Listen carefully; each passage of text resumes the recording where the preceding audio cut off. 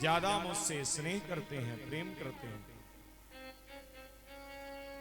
सुखदेव जी कहते हैं कि हे परीक्षित, प्रभु को लगा इन गोपियों को अभिमान हो गया है। तुरंत प्रभु गोपियों को छोड़ करके अंतर ध्यान हो गया और सिर्फ राधा रानी के साथ महाराज करने लगे। आगे बढ़े गोपियां अब तो जैसे पागलों की तरह प्रभु को ढूंढने लगे। बड़े बड़े योगियों को जो आनंद प्राप्त होता था उस ब्रजभामाओं ने नेत्र बंद करके प्राप्त किया। सुखदेव जी कहते हैं कि हे परीक्षित, गोपियों के अभिमान को ही समाप्त करने के लिए प्रभु वहां से अंतर ध्यान हो गए और जब उन्हें लगा कि मेरे प्रभु चले गए हैं, बार बार विनय प्रार्थना करने लगी और तब जाकर के प्रभु सभी गोपियों के बीच में प्रकट हुए। गोपियां कहती हैं कि आपके दर्शन के समय आंखों की पलक भी गिर जाए तो ब्रह्मा जी पर क्रोध आता है। किन मूर्ख ब्रह्मा ने पलक को ही क्यों बनाया? पलकें गोविंद के दर्शन में व्यवधान उत्पन्न करती हैं और आप ऐसे छोड़ करके मुझे अंतर ध्यान हो गए। गोपियों की विकलता को देख करके प्रभु तुरंत ब्रज गोपियों के बीच में प्रकट हो गए। कैसे प्रकट हुए? साक्षात मन मत न इतने सुंदर की आज मनमत कामत देव के मन को भी मत देने वाले माधव, पर पीतांबर नहीं कहा। पीतांबर धर मतलब पीतांबर को धारण करके नहीं आए। बड़े बड़े गोपियों योगियों को जो आनंद प्राप्त होता है परीक्षित, और ब्रह्मानंद अद्भुत आनंद स्प्रज वामाओं को नेत्र बंद करके ही प्राप्त हो जाता है। अंत में गोपियों ने घेर करके प्रभु पूछा, प्रभु संसार में 3 प्रकार के लोग होते हैं। एक वह है जो प्रेम के बदले प्रेम करते हैं, एक वह है जो प्रेम कर रहे हैं तुम करो या मत करो, और एक वह जो किसी से प्रेम करना जानते ही नहीं। भगवान कहते हैं देवियों, जो प्रेम के बदले प्रेम करें उसे प्रेमी नहीं व्यवहार कहते हैं, और हम तो प्रेम कर रहे हैं तुम करो या न करो। ऐसा प्रेमी तो सिर्फ माता और पिता होते हैं। चाहे आप प्रेम करो या न करो, माता पिता का तो स्वाभाविक प्रेम है, वह आपसे प्रेम करेंगे ही करेंगे। और जो किसी से प्रेम नहीं करते वे 4 प्रकार के होते हैं, आत्माराम, आप्तकाम और अकृतज्ञ। चौथा गुरुद्रोही। आत्माराम संत तो अपने शरीर से ही प्रेम नहीं करते और किसी से क्या करेंगे।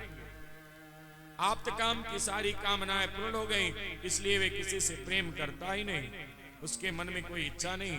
पर अकृतज्ञ अर्थात कृतज्ञ किसी व्यक्ति भी किसी से प्रेम नहीं करता, वे स्वार्थी होता है। जब उसका स्वार्थ पड़ेगा तो आपसे प्रेम करेगा, स्वार्थ समाप्त हो जाएगा आपसे प्रेम करना समाप्त कर देगा।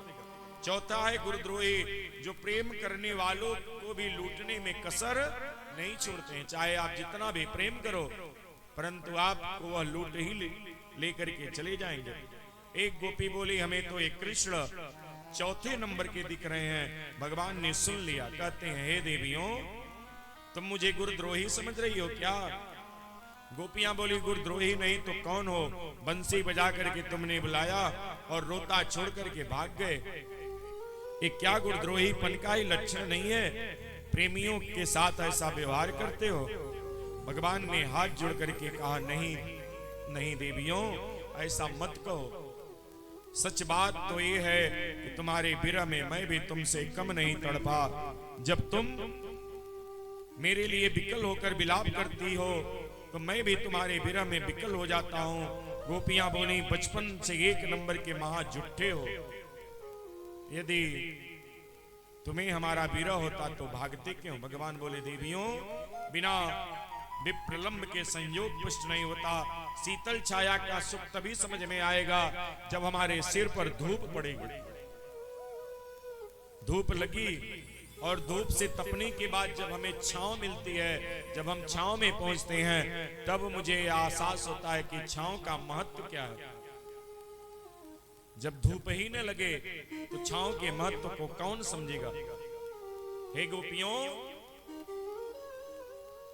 उजाला तब समझ में आता है जब रात्र की अंधियारी को देखते हैं। रात्र की अंधियारी न आवे तो दिन के प्रकाश को क्या मतलब। देवियों सच बोलो, लोहे की जंजीरों से निकलना तो बहुत सरल है, पर परिजनों की आसक्तियों से निकलना बहुत ही बड़ा कठिन कार्य है। दुर्जर गृह श्रृंखला पर तुमने परिजनों की आसक्ति को छोड़ दिया। सबसे बड़ी त्याग की कसौटी तो यही है देवियों। लोकलाज पर तुमने तो मेरे लिए लोकलाज को तिलांजलि दे दी। उन बेड़ियों की भी तुमने तोड़ दिया। इसलिए तुम्हारे इस महात्याग के सामने मैं क्या दूं, मुझे समझ में ही नहीं आता। कृपा करके अपने ऋण से मुझे उऋण करोगी तो मैं उऋण हो पाऊंगा, अन्यथा मुझ में सामर्थ्य नहीं। देवियों, जो तुम्हारे ऋण से मैं कभी उऋण हो जाऊं। गोपियां माधव के मधुर वाणी को सुनकर के मुग्ध हो गईं। इसके अतिरिक्त जितनी गोपियां रास मंडल में उपस्थित थे उतने ही गोपी बन करके घर पहुंच गए। और जो काम अधूरा था छोड़ करके जो गोपियां आई थी, उस काम को प्रभु ने गोपी बन करके घर पे जाकर के संभाल लिए। प्रत्येक ग्वाला अपनी गोपियों को समझ रहा है कि गोपियां मेरे घर में हैं। नासूय खलो कृष्णाया मोहितास्तस्य माया। ऐसी अद्भुत भगवान की रासलीला गोपियों के साथ भगवान ने दिव्य महारास प्रारंभ किया। प्रत्येक गोपी को लग रहा है गोविंद मेरे साथ ही नाच रहे हैं। सुखदेव जी अपनी शब्द छटा पे नाचने लगे। स्विदन मुख्य कबर सन्नान ग्रंथय कृष्ण वद्यो गायन तस्य तड़ितेवता मेघ चक्रे विरेजो। सुखदेव जी कहते हैं कि हे परीक्षित, जैसे मेघ मंडलों में विविध प्रकार की बिजलियां चमकती हैं, ऐसे ही कन्हैया की श्याम छटा के बीच गौरांगी गोपांगनाएं दामिनी की तरह दमक रही हैं।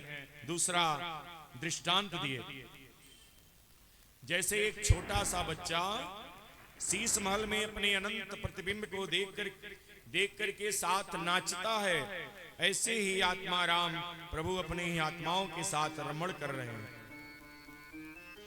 बालक और प्रतिबिंब से नाचते समय सर्वथा निर्विकार रहता है, क्योंकि उसे प्रतिबिंब है। ऐसे ही परमात्मा बिंब है, जीवात्मा प्रतिबिंब है।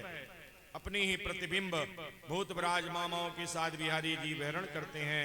आइए हम इस छटा को हृदयंगम करके हमारे भोले बाबा भी पहुंच गए इस रास मंडल में। गोपियों ने टोक दिया, अरे बाबा, यहां दाढ़ी मूछ वाले का कोई काम नहीं है। भोले बाबा ने कहा, देवी मौका तो दो, हम बहुत बढ़िया नाच लेते हैं। गोपियों ने कहा, यहाँ पुरुष प्रवेश सर्वथा के लिए वर्जित है। तो भोले बाबा दौड़ करके गए और यमुना जी में स्नान करके प्रेम सरोवर में डुबकी लगा करके पार्वती मैया से कहने लगे कि मुझे भी उस महारास में जाना है। सुखदेव जी कहते हैं कि हे परीक्षित, उस महारास में मेरे भोले बाबा भी चुनरी का हाथ पर घूंघट डाल करके गोपियों के झुंड में आकर के मिल गए। एक दिना भोले भंडारी बन के ब्रज की नारी मिरज में आ गए।